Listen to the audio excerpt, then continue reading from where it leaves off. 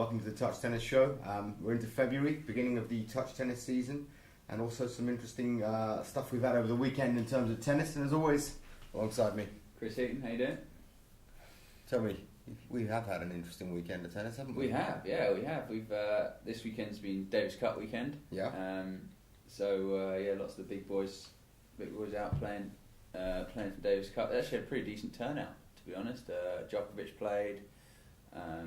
Wawrinka played for Switzerland. Berdych played. He loves it so much. Yeah, why didn't Federer play for Switzerland? I don't know. It's an interesting one. That I would have thought that Federer could have, as it's something he's never really gotten his teeth into. Maybe, you would have thought, especially with their team, they could have had a decent go at it on pretty much any surface. Because Rossol would have needed to really light things up to beat him. Or Wawrinka, and Berdych, I mean, in fairness, I know he's beaten him at Wimbledon and the US, but indoor fast, I just don't see it happening. Especially as Switzerland are at home, so they can put it on whatever they want, So, it's an interesting one. I guess he just, feels like he's done enough for his country and the sport, which is fair enough. Yeah, kind of, isn't it?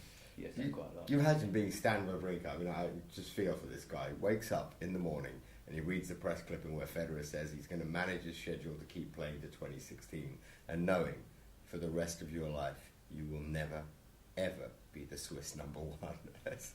That's heartbreaking. Come on. It's brutal. It is brutal. But, it's kind of... I don't think it's as bad when it's someone like Federer. Yeah. It's like, I'm going to spend the whole of my life as, number 2 in my country after someone who's like 40 in the world, then maybe it's slightly different. Yeah. But if it's to the, the greatest of all time, then it's not the worst thing. So you don't mind having been number 2 to me in Britain for so long? No. Number 2 is good, actually. I don't think I've ever been number 2. But never mind. No, but it was interesting to see the Spanish lost. Yes! The Spanish are, normally finals there or thereabout every single time. But they obviously just couldn't get the players out for it. Because quite a lot of their boys, like, Rafa, obviously, Almagro, I'm not sure what Ferrer's doing, but a lot of them are going down to Vina del Mar in Chile. South America, to play the South American clay court swing. So they don't want a tie on bullet fast indoors that the Canadians would have put it on. Yeah. To sort of ruin their chances. So Canada managed to take out. I think it was Ramos and Granollers played the singles, and obviously Raonic and a guy called Frank Dancevic. Yeah. And Dancevic is a very, very good player. I've seen him quite a few times, but he gets injured so much. What was he, like 6'10" or something? No. He's about 6'2". He's really, really gifted. Beautiful one-hander. Yeah. Any time he plays for a consistent period of time, he gets into the top 100. But when he has to play lots and lots in a row, his body just breaks down. That's the most important thing to a tennis player, is their body. Yeah. Who else? Well, someone quite good. Croatia lost. Oh. Yeah. Another one. Croatia was good. They had Cilic and Dodic out. Yeah. Who were good. But they went down to the Italians. Right. Fognini beat Dodic in 4 sets in the final rubber. Ooh, that's tough. Yeah, that's tough, especially, Fognini's a bit... Yeah. Doesn't necessarily look like he's trying all the time, but I guess 5th rubber, when it's all down to him, then he kind of showed his talent. It's funny how they managed to light it up then, don't they? It's funny how he tried that one. Yeah, suddenly the rest of the time it's like, I might just chill a bit. Exactly. So it's quite interesting how soon after the Australian Open someone like a Djokovic gets back out and represents his country. Apparently he only got one night sleep because he left there on the Wednesday or something, or got back on the Wednesday, had a day off the Thursday, and he was out playing on Friday. Yes. And after all of this, that's rain, I'm afraid. I'm afraid that's just brutal rain bashing on the window over there. It never me thinking it was something exciting like snow, so we could go out in the buggies, but so be it. Your mate, Mr. Corrie, that we've had on the show. Yeah, Ed Corrie's doing really well as well. He's, I think he struggled in the first week. I think they're now onto the 4th week of the British Futures. Right. He struggled. I was speaking to him. He struggled just getting the feel back. It's quite difficult having a break, working on so much, and then coming back and trying to compete, because the skills of competing are very difficult to practice. He struggled in the first week, and then he won the second week, and he's just lost in the final to the same guy he beat in the final the week before. Yeah, Christian in the Harrison. third week. So Christian Harrison and Ed Corey have gone final and win, which is a good effort. Christian Harrison is brother of Ryan Harrison, younger brother. So Ryan Harrison pretty got good things. pumped in Australia by Djokovic, didn't he? Yeah. I mean, very few who didn't, but I mean, he Yeah. got abused. Yeah, Ryan Harrison's an interesting one. I mean, he's so gifted. He's young. He's up and coming. But everything I know the guy a little bit. I've said hi to him, spent some time with him, but I don't know him properly personally. And everything a lot of people seem to say about him is he doesn't quite work as hard as he needs to, which is obviously tough for these young talented guys who really get up the rankings high, and then life's kind of easy until they realise that they need to stay there. What do you think that's down to his coach not giving him the right motivators, or is it just the age? It's tough. It's tough. Everybody will say, "Oh yeah, look at him. He's whatever," but he's out there. He's earning crazy money for still a teenager, I think, or very early 20s. He's earning crazy money. He's living the lifestyle, and he probably just doesn't know how to deal with it. Yeah. And he's just like, screw it. Why do I need to? I need to work hard? Look at all this money I'm getting. Look at how cool my life is. Yeah. But I think he'll find fairly soon that life isn't that easy, and tennis is really tough. You've seen a lot of young people do it. Yeah. Donald Young straight away flew up into the top 100 comfortably, top 75. Couldn't quite maintain it. Now I don't know Donald at all, so I don't know if that was work ethic related or anything like that. Nishikori did the same thing. He did really well, then slumped, and now he's back doing well. He's obviously realised what it takes to get up there and stay up there. He was also injured for quite some time though, wasn't he? Nishikori lost about a year of his life. Yeah, so he's that's pretty tough. Yeah. But it's interesting to see how these young guys deal with it. And I was talking to a friend just recently, and you don't quite think of it all realistically when you look at the fact that you got Murray, Djokovic, and Nadal, who are 25 and 26, I think, unless one of them's had a birthday early in this year. I know the age groups, but I mean, you think of how good they've been for how long, and then you realise, God, these guys are mature for 25. Well, it's funny, you look at some of these players, and I look at Murray and think, he's 25, 26, and he's now in that top four without a shadow of a doubt. In fact, he's in the top two. At the moment, he's one of the best two players in the world. Yeah, I agree. Match players in the world. He's not better than Federer. He's just a better match player at the moment. You can't say anybody's better than Federer. No, I refuse to, because Djokovic isn't either. What has he got, 6 majors? I'm sorry, Federer's got 17. And, they go on about, he mopped up some of them in a quiet fallow period. Well, he beat Rafa in finals. He beat Djokovic in finals. He beat Murray in finals. Yeah. And he was beating them in finals when they were the same age as he was when he was winning his early majors. Yeah. So, you can't just say, he wasn't beating anybody. That only now Djokovic has raised the bar. Well, you should have found your drugs earlier. I mean, your drug, whatever, a drug, being high on life as you are, Novak. But talking of doping, there's been a massive call for more checks in tennis. I heard about that for another source. I haven't done much research on this. I don't know exactly what's going on, but yeah, there's some talk about that there's been doctors travelling and things like that. And I'm not 100% sure what's going on, but it's a tough one because I guess with any sport that's so lucrative, it's worth the risk or worth paying a doctor to stay ahead of the testing system. I guess it's the same with computers and viruses. If you get somebody who's always going to be a step ahead of the antivirus software or whatever. Yeah. And, if you pay these doctors... This is a subject you know absolutely nothing about. Yeah. It's a really bad analogy. I'll move on to something else like sports. Exactly, that's complete. But spur of the moment. But it's always for these guys potentially. If you're, not making a living, is it worth paying a doctor a lot of money to be ahead of the testing system? Yeah. I mean, I don't know. I don't know how much of it's going on. I'm not sure. I've certainly heard whispers of it, but it's a tough thing because the testers always have to be testers have to be the step ahead, right? But they're not the ones trying to get ahead, are they? They just want the regulation. Yeah. Well, talking of doping, well, we have our clean man on the ground. Well, certainly clean shaven. Nick Lester was in Geneva for us, which is probably the cleanest city in the world. And if you're ever looking to have fun, it's not the place to go. He was out there on the ground. He recorded a piece for us, and we're just going to go at that and see what his wrap and thoughts are on the Davis Cup that we just had. Here you go, Nick Lester.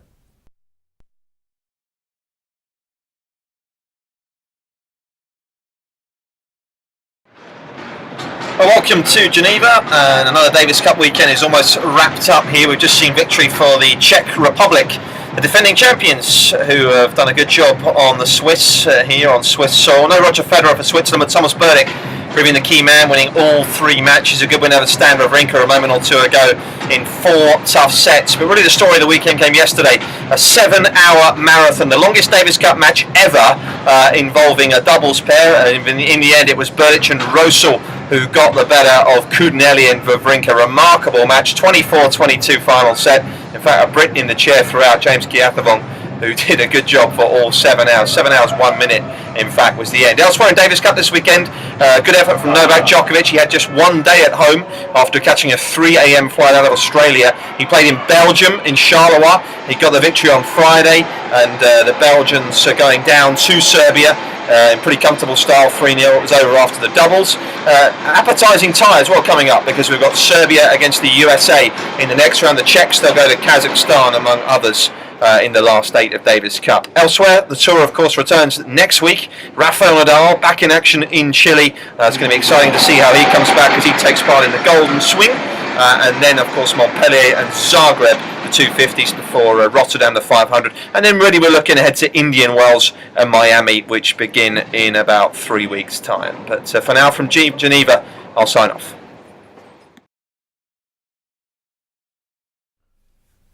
Well, that was Nick Lester on the ground in Geneva for us. You'd hear the crowd still a little bit insane in the background. They must have been buzzing. But mostly the people that were buzzing there would not have been Swiss. No, that was the Czechs. They managed to get that one done, and Berdych just doesn't really lose, does he? No, he's doing well at the moment. You know. Yeah, but they had that epic match, didn't they? In that the doubles. Yes, which has broken your record. It's broken my record. It has. You had the longest record in Davis Cup matches in history, didn't you? Well, mine was a dodgy one, because mine wasn't actually legitimate. It wasn't a proper sanctioned match, because it was just it was me against James Ward to see who was going to play Davis Cup. Right. I mean, it had umpires, it had things like that, but it wasn't actually an ITF ATP match, so it never found any record books. But I was, we played for 6 hours 40 minutes, and it was the longest match, certainly before the Isner Mahou, it was the longest match ever. But after Isner Mahou, it was still the longest match from start to finish. Right. Because Isner Mahou was 3 days. We did it, we were 9 to 5, basically. We got in, warmed up at 9 o'clock, started at 10, finished at just before 5, I think. Wow, that's brutal. And what do you do? I mean, you don't stop and eat, you just keep playing. You don't... That's insane. It didn't even cross my mind eating. Yeah. My back started hurting. But no, it was 21-19, and those guys had just broken the record. I can't remember what the score was in there. Where did you break him at? 2019, or did you break him at 19 all and then serve it out? 2019. You broke him then. That's heartbreaking. So he gagged a bit. I mean, Shanker. A little bit. Double fault. I was just shoveling the ball in and hoping he'd miss. Yeah. After a while, he did. Quite a long while, but it was tight, because I was 2 sets love up in that match as well. Yeah. So I was 2 sets love up. He came back, and I was sort of on the back foot, and then it was just pure holds. Do you think Corey's recent run of success might be down to getting a bit of skill back on the touch table tennis? Maybe. I mean, he didn't show that much skill on the touch table tennis, so. But maybe being humiliated like that. I mean, I remember hearing that. I was reading. I was actually watching. It wasn't reading. It was watching this. Oh, hang on. We've got someone unavailable. Who might this be? Do they not want abuse? Hello. Hi. How you doing? I'm glad. Thanks. Who's that? It's Tim Bradshaw from America. Ah, Bradders. From America? From the United States of... Well, I'm English. The US and goddamn mate. No, you've got to sort out where you're from, mate. I know, that's true. I have a couple of questions for you guys. Okay. I would like to ask a question to the GOAT to see if he's going to win another Grand Slam or not. Ooh, Okay. He's uncomfortable there. Well, I mean, recently, I went to Brunel University, and there was 10 of them there. Well, 10 including me. Few spectators as well, so I consider it a tournament. We played round robin, 5 in each group.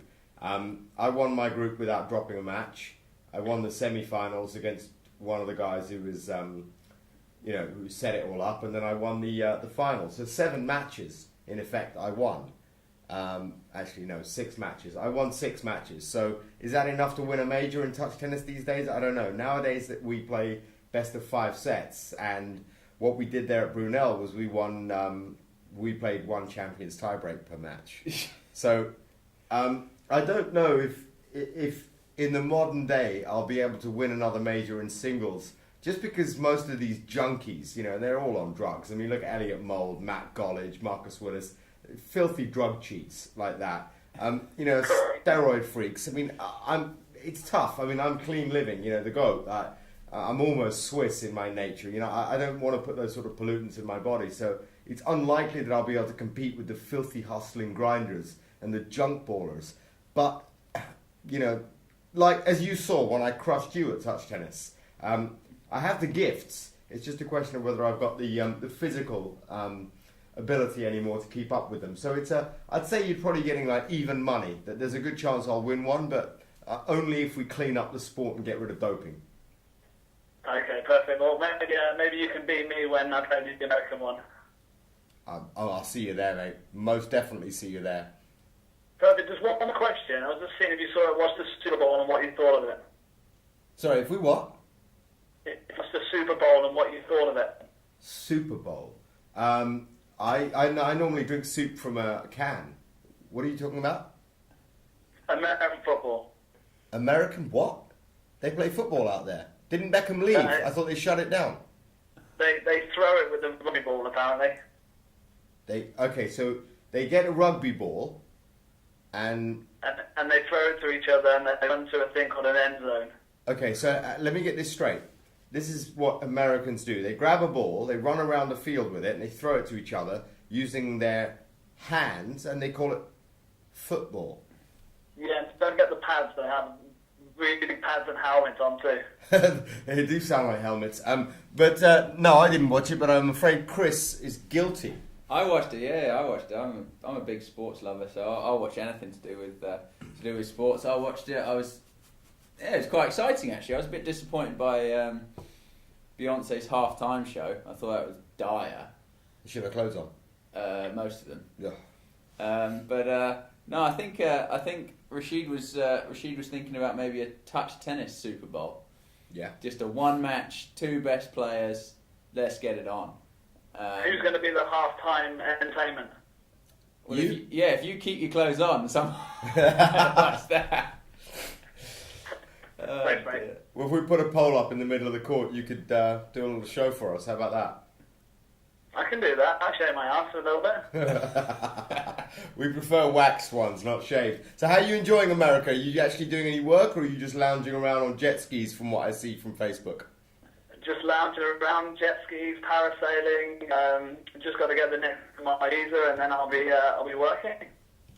You know what? See ya.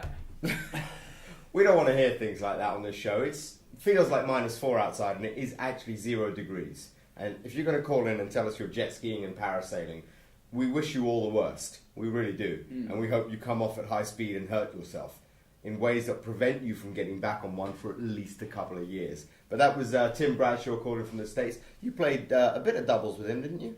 Or yeah, I played a couple of times. He helped me out as well. He travelled with me for a little bit. Right. But yeah, no, he's going for an interesting sort of way of life. He's going to go out to the States where coaching is probably deemed slightly more professionalised. Yeah. You're always a tennis professional If you're a coach out there, they don't really have coaches, so he'll be considered a tennis professional, and I think he'll probably be. You can earn quite a bit of money out there. There's quite a lot of sort of country clubs where you can really charge a lot. I think really the States rich bored housewives. The States have quite a lot of money. Yeah. So is he going to teach him any tennis, or is he just going to? I don't know. I mean, all I basically. Oh no. Oh no! Who's calling in for some abuse now? Someone in England somewhere. Yeah. Hello. Hello.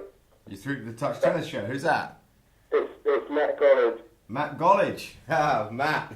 How was your weekend, Mr. Gollage? Yeah, it was decent. Travelled up to Bromley, took yet another loss in the final, but when the dad's taken out the goat.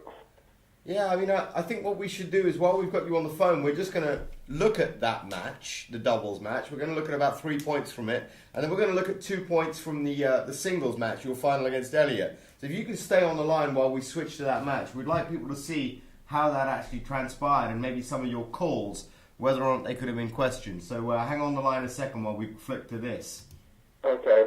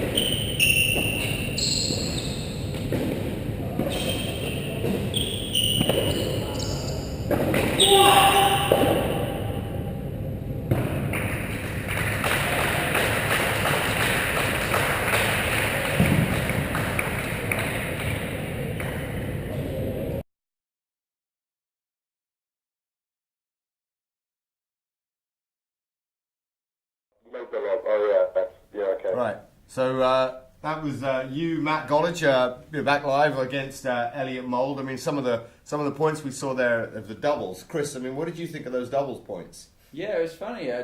It seemed to be one of those Rashid special editing jobs because, funnily enough, you really couldn't tell that you lost that one. So, yeah, but I mean that's how I felt. It looks like you made all the plays, and they must have just got lucky. Yeah, it was a ridiculously close match. Yeah, ridiculously close. Yeah, story of your loss. And that's exactly how I felt. It was so close to calling. Yeah, Rashid played too good in some of the points, but I mean, we just got there in the end, got our way through it. Yeah, was it 4-1, 5-3? Something like that. Yeah. Yeah, I mean, I actually, it was sudden death at 1-2. I got to give myself. I'm going to back myself here and give myself a bit of credit. Gollage serving at 2-1 up, sudden death deuce, and I said I'll take it. And Elliot was like, "Yeah, I don't know why he's done that." But, and well, because I think I returned your serve better than Elliot Mould. Okay. Gollage, you do realise I'm in charge of seeding at Bromley, yeah? Yeah. And in charge of the draw. Yeah. So you think it was a good idea that I should take your serve on because I returned better than Elliot, right? I just agreed. I said okay. Yeah, thank you. I thought so. But listen, I mean, you did really well. I mean, normally I would just abuse you, Gollage, because you're a donkey and you're a drug cheat, and I think you're stoned half the time. But your match against Simon Roberts, you showed some real heart. I mean, Chris, if I got any footage of that, I'll show you later on. This guy is filmer, but filthier. Simon Roberts. But, yeah, used to play. The guy didn't hit a I know single Simon top spin ball. But Chris knows Simon Roberts. I mean, do you remember him when he was playing pro? Oh, he was an outrageous player. He had the best topspin lobs ever. The fastest guy, never ever missed. Would go out. Yeah, the guy chiselled, maybe hit about 5,000 balls. Yeah. He used to, but he's a weird one. He's like a stick. He's so thin. Yeah. But he used to go out, smash like 2 curries. Yeah. Come out the next day and beat someone like 6 1/3, like 3-hour grind. Just Yeah. be absolutely He had 2 McDonald's during the day. Yeah. While we were there, he went and got McDonald's twice and just nailed it. And the thing was, I couldn't believe this when we were watching him. Matt went through this point where he hit the ball. I think, topspin, cross court on the backhand, and then inside out on the forehand, probably 35 times. And this guy his inside of his leg was touching the deck as he was getting them, retrieving on his left leg slices, and just would not budge off that corner. And he would run over to the middle, go back, do it again and again and again. And eventually, Matt ended up hitting this crazy inside-in forehand and stabbing a 2-handed volley into the most acute angle to win the point. And the guy almost got there as well. I was like, this guy's Superman. It's crazy. Yeah, no. Yeah, he was tough to play. Warren thought that match was tougher than the match against Elliot. Yeah, I lost to Elliot. Yeah. But, I mean, that might have taken something out of you, but maybe you should get yourself a different doctor. Apparently there's a Spanish doctor who's out of work at the moment because Rafa's back on the tour. No. He's not with Armstrong anymore. Yeah, exactly. So see if you can get a hold of him and maybe he can help you out before Bromley. You looking forward to Bromley? Yeah, it's going to be a blast, mate. I can't wait to get in. There's so many big names and, like, the TV and stuff. It's going to be epic. Yeah, there's 45 in the draw so far. Cabaret tells me that he thinks we should be able to get ourselves up to 64, which means no buys in the first round for any seed. It's brutal. Yeah, so first round you could have Marcus Willis. Yeah, that's brutal. Yeah, that's just horrific, isn't it? I think maybe we need to do something about that. Maybe give him a wild card or so that he's stuck up against Elliot Well, first we should round. probably have like a wild card speeding or something. Yeah, problem is touch tennis. Our policy has always been if you don't play events, you don't get seeded. So it would be kind of going against that if we gave him a seeding. It would. It's a tough one. Anyway, you sound like you're making excuses again, and we're bored of you. So we're gonna get rid of you now. There you go. That was Matt Golich, who's world number 1 at the moment at touch tennis. So just think about that. We'll hang up on you if you're world number 1 at any sport. Yeah, even you, Djokovic. In fact, definitely you, Djokovic. We would hang up on you immediately. But other than that, yeah, we've got Bromley. I mean, that's a massive draw. Looking for 64 people turning up. Yeah, that's huge. I mean, that's going to be a tough day as well for the winner. I mean, and you've got loads of names, loads of very skilled tennis players who are having a go. I mean, I guess that's the advantage of holding it where there's an academy. Yeah. Because even the guys we don't know so well are going to be full-time or part-time tennis players training, so they'll be able to play. So yeah, it'll be a really, really good fun day as well with all the filming going on, and it'll just be a nice place to hang out on a Sunday as well. Yeah. Apparently they've got food there as well. Last time I was there, they did this sort of taco wrap or something like that, some Mexican thing, or maybe it was potato with baked beans and cheese. But I remember it went down so quickly. I don't remember it touching the sides. I was so hungry. I mean, I think Emily was there at the tournament. She said, "You're flagging," and I just played Matthew Vince Spadia Watson, Mr. I just get the ball back and that's it. And journeyman extraordinaire. And she said, "You're flagging, see your legs are gone." I was like, "Yeah, I'm actually really getting hungry now." It was like 4 o'clock by now. I mean, I could have just shoveled it in with a funnel. But yeah, so the Bromley Tennis Academy. So we're going to be holding the touch tennis Masters, the Babolat Masters, the second of the season. And Elliot won a G-Shock watch. It's a really nice red number. Yeah, I saw that. Yeah. Very nice. Another one up for grabs. Yeah, I think there can be some serious fighting for that. But 6 matches to win a touch tennis Masters. That's great. It's great. It just shows the sport's growing. Yeah. And I guess talking about the sport growing, you had quite an interesting meeting today. I did, Quite a posh restaurant. Yeah, I was at Wolseley in London. I met with Barry Hearn, and that was an incredible experience. Now, Barry Hearn is the guy who basically took darts from boring pub game to multi-million sort of pound Sky Sports. Everybody wants to go, and yeah, so he's a pretty useful dude to know. Yeah, basically. He, I mean, not only that, he's been a fight promoter. I mean, he took snooker, took it on. He owns snooker now. He owns darts. He this ping pong thing that everyone thought he just chucked $100,000 at. Well, it was 2 years in the making. These things don't happen quickly, and we've talked about what we can do with touch tennis over the next year and a half. And there are some plans afoot for summer of 2014 to make the All England probably the biggest tournament we've ever had. But to preempt that, this year's All England is going to have to be massive. We're going to have to really make it, without a shadow of a doubt, a 1-2-8 draw. So I'm thinking a 2-day tournament rather than 1 day. Yeah. And in order for TV or anyone to be interested in something like touch tennis, what matters is the crowd. Because if you're not there to support the sport, to watch it, it loses so much of its intimacy. You look at darts, the crowd are involved in every single throw. Is that what they call it, a throw? Or something? Is there some other technical term for it? I think they just launch it. Yeah. Launch, yeah. And throw, yeah. Barry's big on making sports big that are accessible by anybody. Anyone can get into and can play. Anyone can have a go. He's involved in poker very heavily. He's run lots of televised poker. I mean, he's got thousands of hours of televised poker.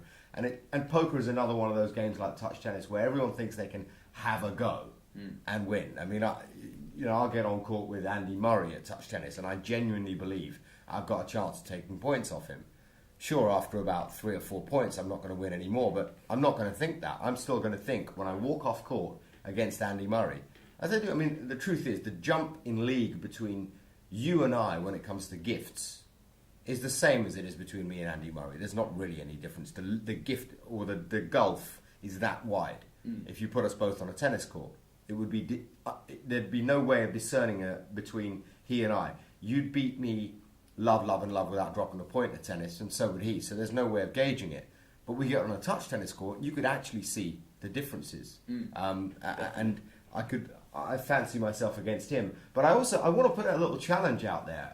This is about Elliot Mould, and I'm hoping this goes out on YouTube and people start to pick up on this. I challenge any tennis player in the top 100, to take on Elliot Mould, and I guarantee you, any one of you, your first match, you won't beat him. Guaranteed. I don't believe, and this is Justin Shering and I were talking. You know Justin very well. From your perspective, you can do almost as much with the ball as what is that French dude, Lodra. Yeah, you were 2-1 up against him at Wimbledon. Yeah, Lodra and Beneteau. Yeah, he's in the top 100, and I was saying to Justin, Lodra would be amazing at touch tennis, and he's like, well, would he?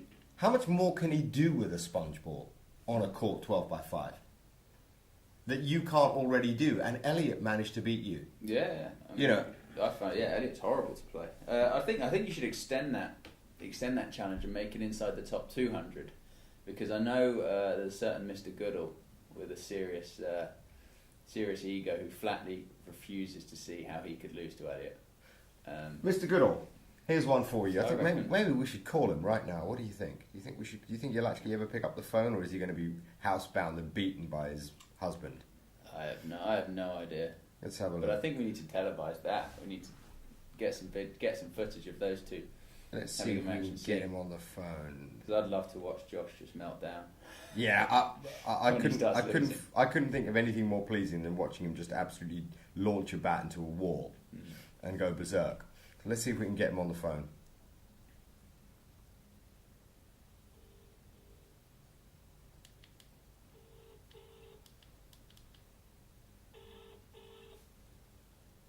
It's the only man I know who's never answered his phone anytime I've called him. He'll ring back, but he'll never actually answer his phone. It's a shame. He's smart enough. Yeah, I suppose so. I should have withheld my number. He's the smartest man, Possibly. I'm not going to comment on that. Well. All right, well, hang on. Let's leave a voicemail for him. What do you reckon?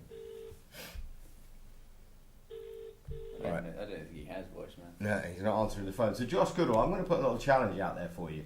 I'm going to say 200 quid? Your money. 200 quid against your £1. Your £1 bet. I'm giving you 200 to 1. And if you play Elliot Mould, you will lose. And I will have that on the show, and we will televise it or broadcast it on the web live. Live stream it from here. Anytime you're free, come round here. Elliot will hose you. And that goes for anyone else inside the top 200.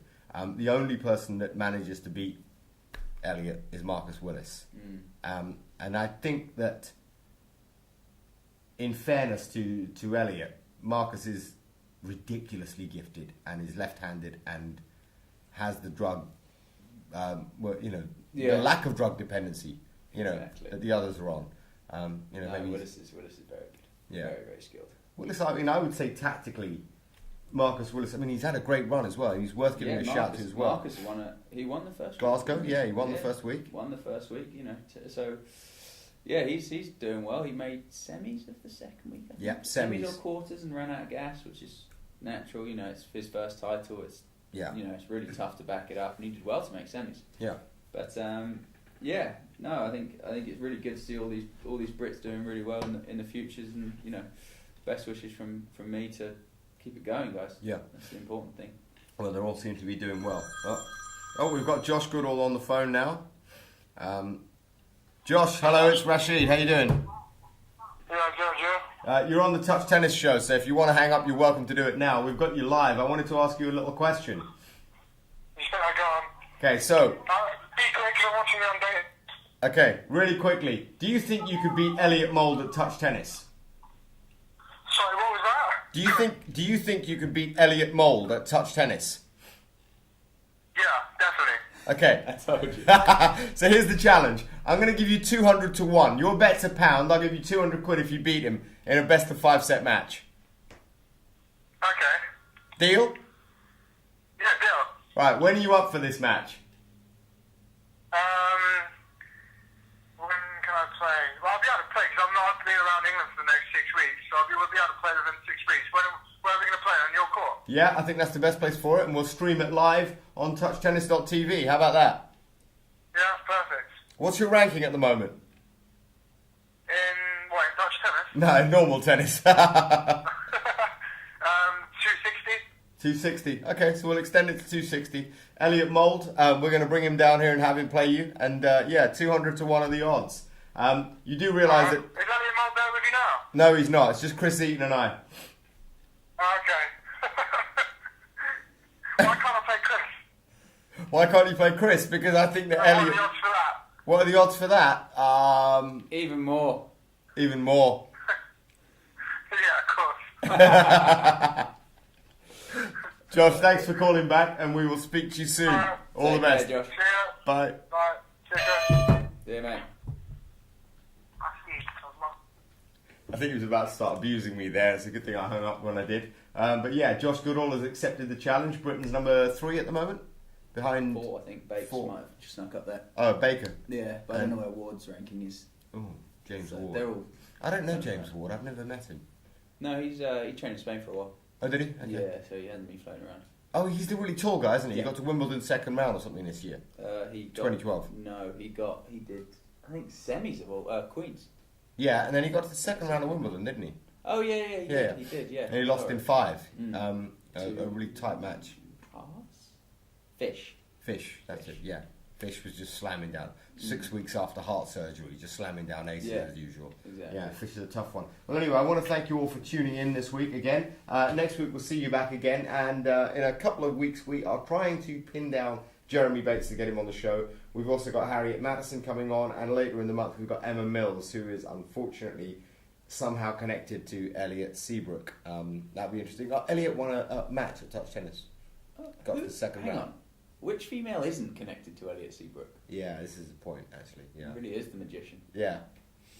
He seems to be doing quite well. Yeah. Well, on that note, before it gets filthy, we shall say goodbye and thank you very much for tuning in again. From me, Rashid. Cheers, guys.